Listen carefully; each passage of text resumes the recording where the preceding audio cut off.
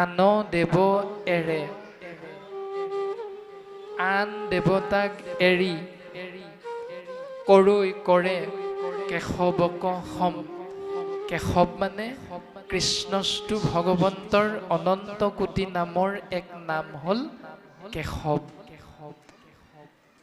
আন দেৱতাক এৰি কৃষ্ণ দেৱক যদি সমান কৰা যায়, বাক্যটো অসমীয়াত ব্যাকৰণভাৱে শুদ্ধ হ'ল নে নহ'ল? আন দেৱতাক এৰি কৃষ্ণ দেৱতাক সমান কৰা, এনেকৈ ক'লে বাক্যটো গঠনমূলকভাৱে ব্যাকৰণৰ ফালৰ পৰা শুদ্ধ হ'বনে? নিশ্চিত ৰূপত নহয়।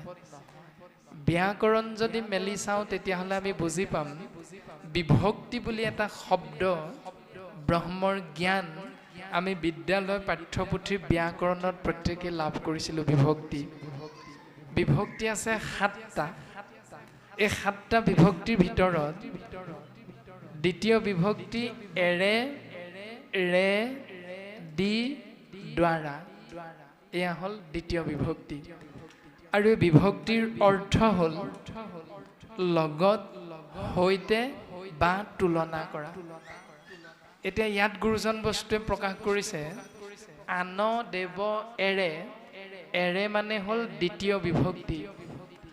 ইয়াৰ অৰ্থ হ'ল লগত বা সৈতে বা তুলনা কৰা, অৰ্থাৎ আন দেৱতাৰ সৈতে। এৰে শব্দৰ অৰ্থ হ'ল সৈতে বা লগত।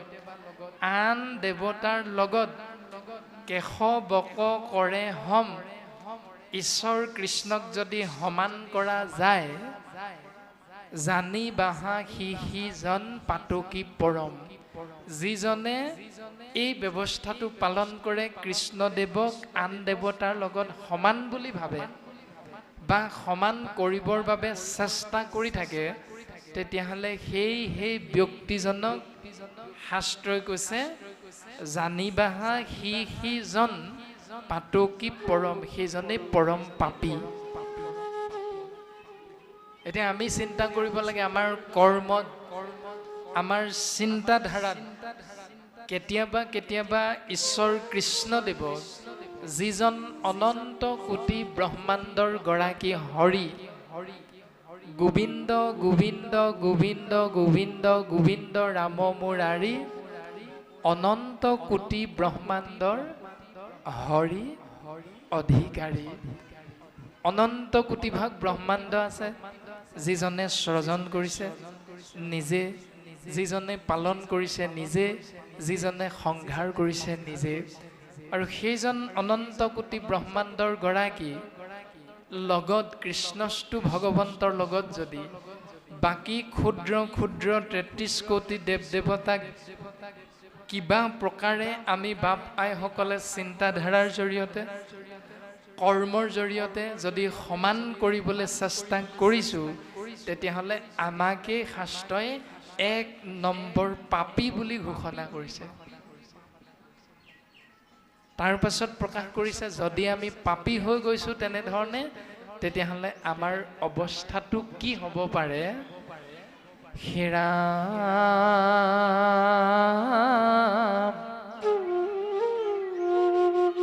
শুইবা বিস্থাৰ কীট, জন্মে জন্মে মৰি, অৰ্জুনতো গীতাত কহিলা দেৱ হৰি।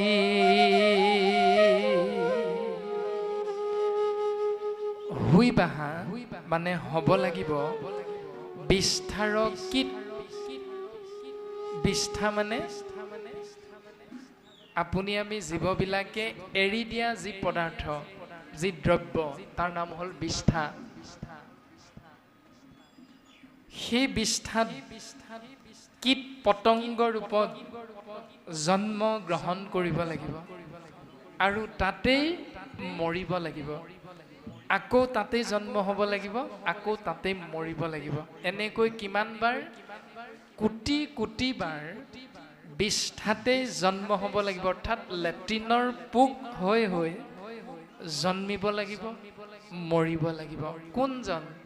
যিজনে ঈশ্বৰ কৃষ্ণক অন্য দেৱতাৰ লগত সমান কৰিবৰ যত্ন কৰিব, চেষ্টা কৰিব তেৰাই। আৰু অৰ্জুনৰ আগত ভগৱন্ত কৃষ্ণ তত্ত্বই গীতা জ্ঞানৰ মাধ্যমেৰে এই পৰম সত্যক উপলব্ধি কৰোৱাবৰ বাবে চেষ্টা কৰিছে, এই পৰম জ্ঞানৰ সন্ধান দিছে। আৰু সেইখিনিকে গুৰুজন বস্তুৱে একাদশ স্কন্ধত কৃষ্ণস্তু ভগৱন্তৰ পদ্মমুখখনতে জীৱাত্মাৰ প্ৰতীক উদ্ধৱ মহন্তৰ আগত প্ৰকাশ কৰিছে। আৰু কৃপালু গুৰুজন বস্তুৱে তাৰেই সাৰ উদ্ধাৰ কৰি আনি আপুনি আমি কলিৰ মলমতি মনুষ্যক জ্ঞান দিবৰ চেষ্টা কৰিছে। অ ৰাম শৰণ ভজন ভক্তি আৰু সদাচাৰ, যাক জানি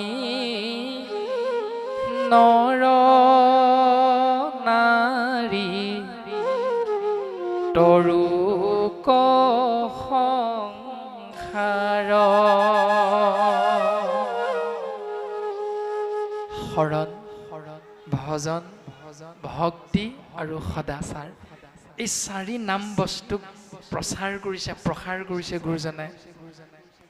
যাক জানিলে নৰ উদ্ধাৰ হৈ যাবই বুলি নাই কোৱা, যাক জানিলে মহন্তসকল তৰি যাব পাৰিবই বুলি নাই কোৱা, যাক জানিব পাৰিলে ক্ষত্ৰিয়সকল তৰি যাব পাৰিবই বুলিও নাই কোৱা।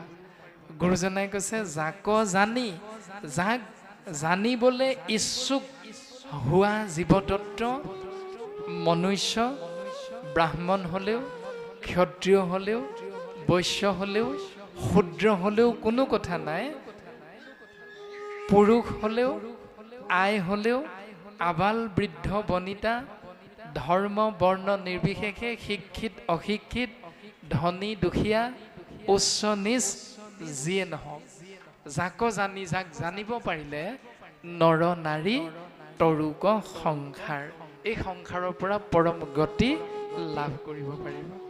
এয়াই হ'ল কলিৰ মলমতি মনুষ্য আমাৰ বাবে কৃপালু শ্ৰীমন্ত শংকৰদেৱ গুৰুজনাই কৰি থৈ যোৱা পৰম উপকাৰ। দ্বিতীয় স্কন্ধ পদবন্ধে প্ৰকাশ কৰিছে, এ ৰামা হোমক চাৰি খাচি গাৰু মিৰি যবন কংক গোৱাল অসম মূলোক ধুবা যে তুৰুক কুবা সমলেশ চন্দাল।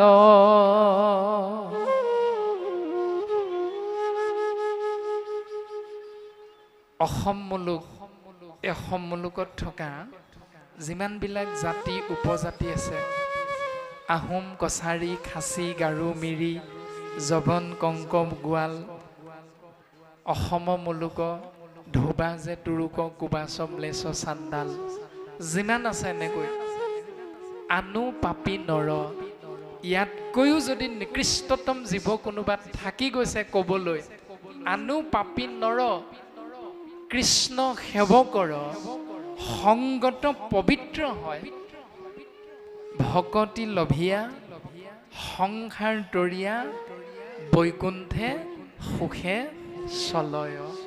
এনেকৈ বৈকুণ্ঠলৈ সুখেৰে জীৱতত্ব গমন কৰিব পাৰে। উপায় কেৱল কৃষ্ণস্তু ভগৱন্তৰ নাম শ্ৰৱণ আৰু কীৰ্তন মহাভক্তিৰ মাধ্যমেৰে জীৱনটো আগবঢ়াই নিবলৈ চেষ্টা কৰা। আৰু সেইকাৰণে মাধৱ গুৰুজনে শংকৰদেৱৰ এটি দৰ্শন নামঘোষা শাস্ত্ৰত সুন্দৰভাৱে উল্লেখ কৰিছে। যুগ ধৰ্ম নিৰ্ণায়ক দুলৰী চন্দ্ৰভাগীৰ জৰিয়তে আকৌ বস্তু প্ৰকাশ ছবি চন্দ্ৰভাগীৰ জৰিয়তে দুলৰী চন্দ্ৰভাগীৰ জৰিয়তে ইতিমধ্যে আমাৰ বাপজনাই বস্তু প্ৰকাশ দিহানামৰ পদ আকাৰত ৰায় সুন্দৰভাৱে আগবঢ়াই গৈছিল সুৰেৰে।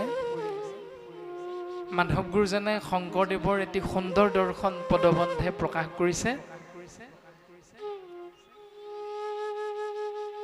যে শংকৰ গুৰুজনাই এভাগ বজাৰ এই সংসাৰখনত পাতি থৈ গ'ল। সেই বজাৰখনৰ নাম হ'ল এৰাম ভকতিৰ হাত। ভকতিৰ বজাৰ এখন কোনে পাতিলে? পাতিলন্ত হাত। হাত মানে হ'ল বজাৰ। সেই ভক্তিৰ বজাৰখন শ্ৰীমন্ত শংকৰদেৱে পাতিলন্ত হাত শংকৰে জগত জুৰি। শংকৰদেৱে জগত জুৰি ভক্তিৰ বজাৰখন সুন্দৰভাৱে প্ৰকাশ কৰিছে। আৰু সেই ভক্তিৰ বজাৰখনত পাব লগা মূল্যৱান বস্তুটোৰ নামাকৰণ কৰিলে ৰাম নাম ৰত্ন। বেচায়া জগতে চলয় বৈকুণ্ঠপুৰী। যে ৰাম নাম ৰূপী মহাৰত্ন যদি সেই জীৱতত্ব তোমালোকে কিনাৰ সৌভাগ্যৱন্ত হৈছা, তেতিয়াহ'লে কিনাৰ জৰিয়তে তোমাৰ মংগল হ'ব। আৰু যদি তুমি বিক্ৰী কৰিব পৰাৰ সৌভাগ্যৱন্ত হৈছা, তেতিয়াহ'লে তাৰ দ্বাৰাও তোমাৰ মংগল সাধন হ'ব। গতিকে মাধৱ গুৰুজনাই শংকৰদেৱে দিয়া সেই অমূল্য দান ভক্তিৰ বজাৰ ৰাম নাম মহাৰত্ন আমি কলিৰ মলমতী মনুষ্যই শাস্ত্ৰক আশ্ৰয় কৰি শ্ৰৱণ কীৰ্তন মহাভক্তিৰ মাধ্যমেৰে যদি আমি কিনা বেচা কৰাৰ সৌভাগ্যৱন্ত হ'ব পাৰোঁ, নিশ্চিত ৰূপত জীৱৰ পৰম মংগল। আৰু তাৰে উদ্দেশ্যে পদবন্ধে প্ৰকাশ কৰিছে অ ৰামে জানিয়া কৃষ্ণত কৰা একান্ত ভকতি বিনা জ্ঞানে কৰ্মে কৃষ্ণে সাধিবন্ত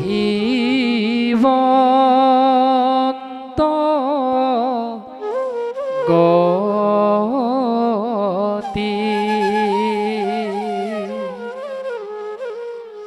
সেই হৃদয়বৃন্দ এই পৰম সত্যক অনুধাৱন কৰি হৃদয়ংগম কৰি কৃষ্ণৰ চৰণত একান্তভাৱে ভক্তি কৰা এক যুগ অন্ত সমান একান্ত। কান্ত শব্দৰ অৰ্থ হ'ল স্বামী, যিজনে এজনৰ চৰণত শৰণ গ্ৰহণ কৰিলে। যি ধৰণে এগৰাকী কন্যাই পিতৃ মাতৃ সমাজক সাক্ষী কৰি ভকতৰ আৰ্শী শিৰত গ্ৰহণ কৰি এজন ব্যক্তিক স্বামী হিচাপে সেন্দুৰকণ গ্ৰহণ কৰে, পতিব্ৰতা নাৰী ধৰ্ম পত্নী যিগৰাকীয়ে এজন স্বামী থকাৰ পাছতো ৩-৪জন মানৰ লগত ফোনত ফেচবুকত হোৱাটছআপত কিছুমান নীতি নিয়ম পালন কৰি থাকে লুকাই চুৰকৈ, সেইগৰাকী ধৰা পৰিলে কি বুলি কয়? বেইছা বুলি নকয় জানো? এইটো সমাজত এইটোৱে নিয়ম। তদনুৰূপ গুৰুজন বস্তুৱে কৈছে স্বামী ৰাম নেৰু আৰু চৰণ তোমাৰ। যিজনাৰ চৰণত আমি শৰণ গ্ৰহণ কৰিছিলোঁ, কোনোবা সত্ৰাধিকাৰৰ ওচৰত গৈ সেই ব্যৱস্থা পালন কৰিছোঁ, কোনোবা শৰণাচাৰ্যৰ ওচৰত গৈ নিয়মটো পালন কৰিছোঁ। সেইটো সমাজ বিশেষে বাপ আৰু আমাৰ প্ৰত্যেকৰে নিজৰ নিজৰ চিন্তা, তাত আমাৰ ক'ব লগা একো নাই। কিন্তু আমাক গুৰুজনাই যেতিয়া শিকাই দিছে যে সমস্তৰে স্বামী হ'ল এজন, তেওঁৰ নাম হ'ল ৰাম কৃষ্ণ হৰি বিষ্ণু নামৰ গৰাকী স্বামী ৰাম।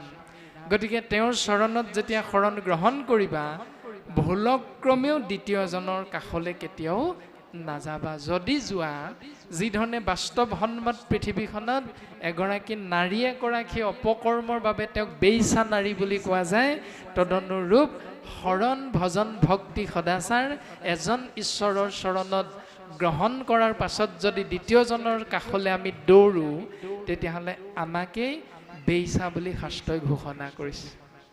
গতিকে আমি বেইছা বৃত্তি পালন নকৰি যদি আমি কৃষ্ণৰ চৰণত একান্তভাৱে শৰণ গ্ৰহণ কৰোঁ, তেতিয়াহ'লে গুৰুজনাই কৈছে বিনা জ্ঞানে কৰ্মে কৃষ্ণে সাধিবন্ত গতি। তুমি কৰ্ম মাৰ্গ আশ্ৰয় নকৰাকৈ, তুমি জ্ঞান মাৰ্গক আশ্ৰয় নকৰাকৈ, তুমি কেৱল ভক্তিৰ মাধ্যমেৰে কৃষ্ণস্তু ভগৱন্তৰ পূৰ্ণ কৃপাৰ পাত্ৰ হৈ এই সংসাৰৰ পৰা পৰম গতি লাভ কৰিব পাৰিবা। আৰু এই দৰ্শন মহাভক্ত উদ্ধৱে সুধিছিল যে হে প্ৰভু, এই যে বেদে কৈ ফুৰিছে অ ৰাম, কিন্তু বেদে ফুৰৈ গায় জ্ঞান বিনে গতি নাই, আকে শুনি ভ্ৰমই মোৰ মতি।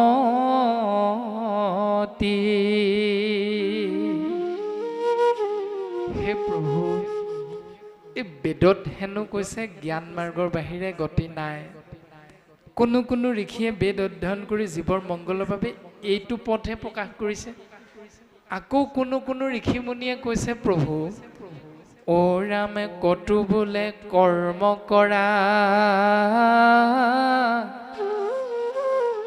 কতো বোলে পৰিহৰা, মিলয়াত মনত সংশয়,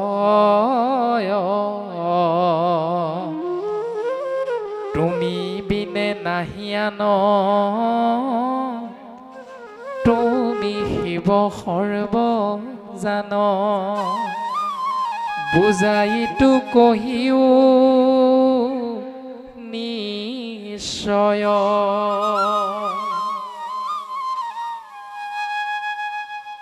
কোনো কোনোৱে কৈছে প্ৰভু কৰ্ম কৰিলেহে জীৱৰ গতি হ'ব। কোনো কোনোৱে কৈছে আকৌ কৰ্ম কৰাৰ কোনো প্ৰয়োজন নাই নহয়। কোনো কোনোৱে কৈছে জ্ঞান মাৰ্গতহে গতি হ'ব। কোনো কোনোৱে কৈছে জ্ঞান মাৰ্গক বাদ দিয়াহে কৰ্ম মাৰ্গক আশ্ৰয় কৰা। এই সকলোবিলাক কথা বেদতে হেনো আছে প্ৰভু। মই একো সদ উত্তৰ লাভ কৰিব পৰা নাই। প্ৰভু তুমি মোক ইয়াৰ উত্তৰটো সুন্দৰকৈ বুজাই দিয়া। আৰু তেতিয়াই প্ৰভু ভগৱন্ত কৃষ্ণদেৱে মহাভক্ত উদ্ধৱক উত্তৰ প্ৰদান কৰিছে। উদ্ধৱ, তুমি জানিব বিচৰা উত্তৰ মই তোমাক কওঁ শুনা। ৰাম অ জ্ঞানে গতি কৈ বেদ,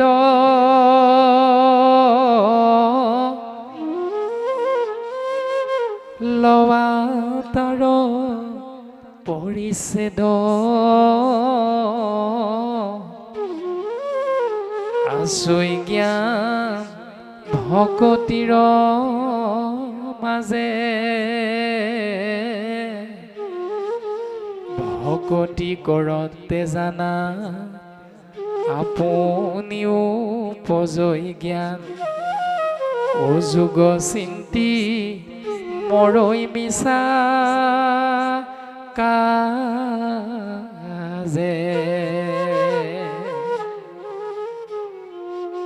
উদ্ধৱ, বেদে কৈছে জ্ঞান মাৰ্গত গতি, এইটো শুদ্ধ কথা। কিন্তু বেদে কোৱা সেই জ্ঞান ক'ত আছে এইটো জানা নে নাজানা? সেইটোৰ বিষয়ে মই তোমাক কওঁ শুনা। আছৈ জ্ঞান ভকতিৰ মাজে, অৰ্থাৎ ভক্তি কৰিলে তুমি জ্ঞান লাভ কৰিবা। ভক্তি কৰিলে তুমি কৰ্ম কৰা হৈ যাব।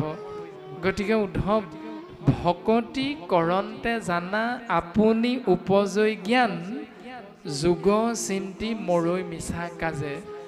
সময়ৰূপী কৰ্ম আশ্ৰয় কৰিবৰ বাবে পূৰ্বপুৰুষৰ পৰম্পৰা কৰ্মক দোহাই দিয়াৰ কোনো প্ৰয়োজন নাই। এতিয়া আমি নামঘৰলৈ আহিছোঁ শিৱসাগৰৰ পৰা। ধৰি লওক গৃহত থাকোঁতে বা শিৱসাগৰৰ ফালে আমাৰ কিছুমান নীতি নিয়ম আছে, যেনে নামঘৰৰ ভিতৰত চাহ খোৱাৰ কোনো প্ৰয়োজনীয়তা নাথাকে। নামঘৰৰ মণিকূটৰ আসন ভাগ যেতিয়ালৈকে খোল খাই থাকিব তেতিয়ালৈকে নামঘৰৰ গাঁঘৰৰ ভিতৰত, কীৰ্তন ঘৰৰ ভিতৰত চাহ জলপান খোৱাটো নিষেধ। কিন্তু কোনো কোনো সমাজত মণিকূটৰ দুৱাৰ খোল খাই থাকিলেহে প্ৰসাদ চাহ জলপান খোৱাটো নীতি নিয়মৰ ক্ষেত্ৰত পৰে। গতিকে প্ৰত্যেক সমাজৰে কিছু কিছু নীতি নিয়ম বেলেগ বেলেগ। এতেকে বুলি আমি সেই নিয়মটো শিৱসাগৰৰ পৰা আহি আপোনাসৱৰ এই হেলেম মিছামাৰী স্থানত আমি যদি কওঁ বাপসকল আমাৰ ফালে এইটো নিয়ম শুদ্ধ, আপোনালোকৰ ফালে এইটো নিয়ম কিয় এনেকৈ পালন কৰোঁ, এইটোতো শুদ্ধ নহয়, এইটো ভুলহে। গতিকে এনেকুৱা কিছুমান নীতি নিয়ম যি ধৰণে আমি চিন্তা কৰোঁ, এই বিষয়টো যে যুগ চিন্তি মোৰৈ মিছা কাজে, তুমি সময়ৰূপী কৰ্ম কৰিবৰ বাবে সময়ে তোমাক যেনেকৈ আহ্বান দিব তুমি তেনেকৈ আগবাঢ়িবা। পূৰ্বতে আমাৰ ককাসকলে এনেকৈ কৰিছিলে, গতিকে আমি এনেকৈ কৰিম এইবুলি খামোচ মাৰি ধৰি থকাৰ কোনো প্ৰয়োজন নাই। যদি তুমি ভক্তি কৰা তেতিয়াহ'লে তুমি আপোনা আপুনি জ্ঞান কৰ্মৰ পাৰ্থক্য সুন্দৰভাৱে অনুধাৱন কৰিব পাৰিবা। আৰু সেইকাৰণে ভাগৱতৰ প্ৰথম স্কন্ধত দেৱঋষি নাৰদৰ পদ্মমুখ সন্তে কৃষ্ণ দৈপায়ন বেদব্যাস যিজনে 4 বেদ 14 শাস্ত্ৰ 17 ভাগী পুৰাণ প্ৰণয়ন কৰিছিল আৰু প্ৰণয়ন কৰাৰ অন্তত তেৰাৰ এটি বেমাৰ হৈছিল, শৰীৰ মন বাক্যত অসুস্থতা অনুভৱ কৰিছিল, যাৰ ঔষধ দেৱঋষি নাৰদৰ পৰাহে কেৱল লাভ কৰিব পাৰিছিল। সেই ঔষধৰ প্ৰাক মুহূৰ্তত দেৱঋষি নাৰদে ব্যাসক এটি জ্ঞান প্ৰদান কৰিছিল। ও ৰাম ভকতি বিহীন জ্ঞান কৰ্ম সবে ব্যৰ্থ, কহিলো স্বৰূপে বেদান্তৰ তত্ত্ব অৰ্থ। ভক্তিবিহীন জ্ঞান আৰু কৰ্ম সকলোখিনি ব্যৰ্থ।